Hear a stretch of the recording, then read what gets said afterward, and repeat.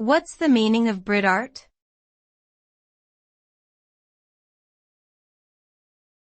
Britart.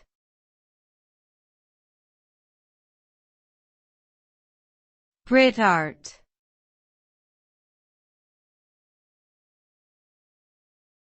Britart.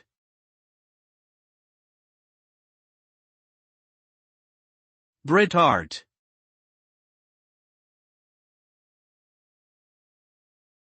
Britart is a term used to refer to the British art movement that emerged in the 1990s.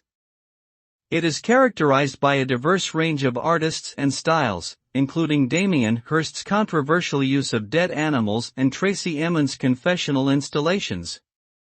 The movement is known for challenging traditional notions of art and pushing boundaries, as well as for its commercial success and influence on the global art market.